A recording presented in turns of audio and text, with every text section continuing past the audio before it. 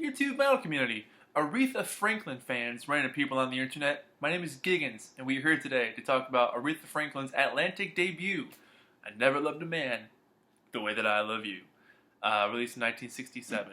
I'm a big fan of this album. This was a giant smash for her when it came out. It had some of her biggest songs like Respect, the title track, Do Right Woman, Do Right Man. There's a lot on this album that I really enjoy.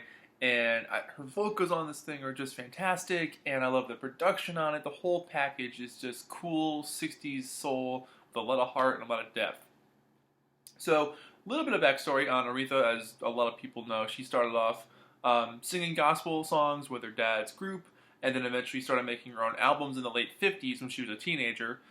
She did move over to Columbia Records in the early 60s, following advice from Sam Cooke, because Sam was doing the same thing. He kind of started off in a gospel-y church kind of oriented group and then moved to do more pop stuff, and she wanted to do the same. So she went to Columbia Records and had some pretty good success there, but nothing like crazy, nothing like gigantic. And then after 6 years with them, she left that label, having chosen not to, redo her contract, and found Atlantic, and it just took off from there. It just became the pop sensation that she is. And so, let's just jump into this thing. The album opens with Respect, one of her most well-known songs ever. Otis Redding did the original one, he wrote it, but this song is like meant for her. I mean, the way she sings it, she just grabs it by the horns, like, this is it, this is my tune, this is my track, this is my anthem, this is everything. It's just one of her most noted songs. It even says so on the sticker right there. This is an original copy from the 60s, and it's got the shrink on it still, and some gold award stickers to show that it went gold, which is cool. But yeah, again, Respect, really captivating vocal performance, really direct, upfront, confident, strong, just excellent background vocals throughout. The whole package on this thing is just really fun to listen to, and I love the horns on this and the really sharp guitars. There's a second song on here, Drown in My Own Tears. This is a great track because she's got really soulful, tender vocals on this one. She plays piano on almost every song on this album, or every song, I can't remember, but her piano playing on this is just awesome. Really soulful, honest piano playing, and I love the quote-unquote weight on her shoulders type of vocal. The smoky barroom vibe that she gives off with this one. The background vocals on this one are fantastic. They really augment her voice really well. And the song is kind of a slow burn until it becomes more powerful as it grows. And it's cool because you really get to see a lot of range from Aretha's voice on this song. It's kind of all over the place, which is cool. She can really shimmer at times, and she can also scream if she wants to. And the whole time, you're completely captivated by what she's doing. And it's just an awesome song to listen to. It ends on a quieter, more somber note, but it's a cool build up and down, kind of a roller coaster of a ride, which I really enjoy. The title track, I Never Loved a Man the Way I Love You. And I have to admit, the first time I ever heard this song was 17 years ago or something, when Aerosmith put out that blues album, Honkin' on Bobo, but they did a version, I Never Loved a Woman the Way I Love You. And so when I heard this song for the first time after that, I was like, oh, cool, this version's way better. Sorry, Aerosmith. But it's true. I love the really patient drumming on this song. It's just this kind of tapping away thing that just waiting for the build to happen. Aretha sings about having enough of a guy, but she can't seem to put this guy down. And I really love the storytelling on this one. It's the way she sings is really articulate and detailed and crisp, and it just bleeds through the speakers so well. I love the tension and the drama in her voice on this one. And again, the guitars and the horns are really chilling and exciting, and just an excellent track overall. Soul Serenade. This is like a really comforting, romantic type song, and it's got this cool, smooth, descending horn thing that happens throughout that plays against her lyrics and her vocals. But it's really like, she's got this kind of like charming thing with her voice on this one, which I really enjoy. And the whole group on this one, the whole gang together, is very, how can I describe this? They jam really well together. They all blend in a harmony together. I think her vocals, the musicianship, all work really well to make one whole picture of what they're trying to do.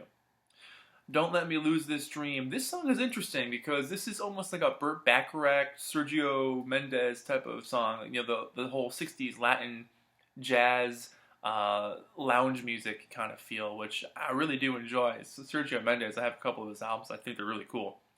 But she wrote this one, and you can almost picture Dionne Warwick singing this song too, only because she used to sing Burt Bacharach songs. But like, you can totally get that vibe that like, oh, I bet Dionne could do that too. But I like Aretha doing it.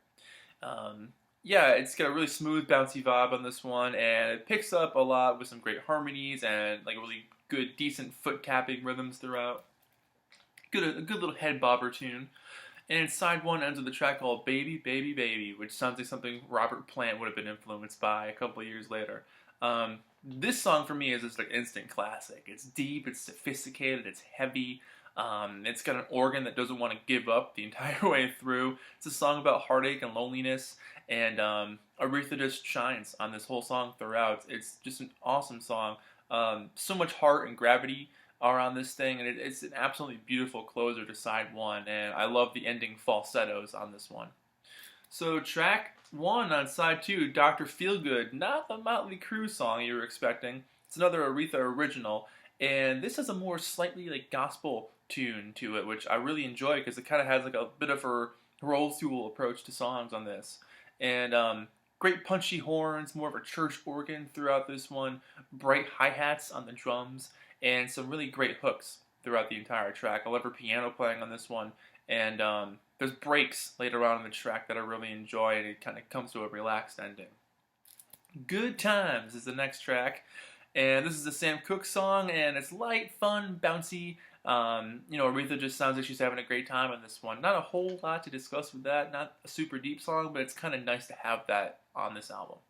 Do Right Woman, Do Right Man is just an unbelievable song. I mean, it's totally an anthem for respect and equality and treating women well, which I absolutely adore this song. It's got a slow dance kind of a vibe to it. It's a slow burn kind of a song, but the contemplative and observant vocals from Aretha are just so captivating to listen to.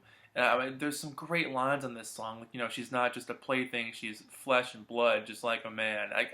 Great line, great line. Yeah, outstanding track, absolutely outstanding track. Save Me is the next song on this one, track 4 on side 2. It's got a really groovy rock feel.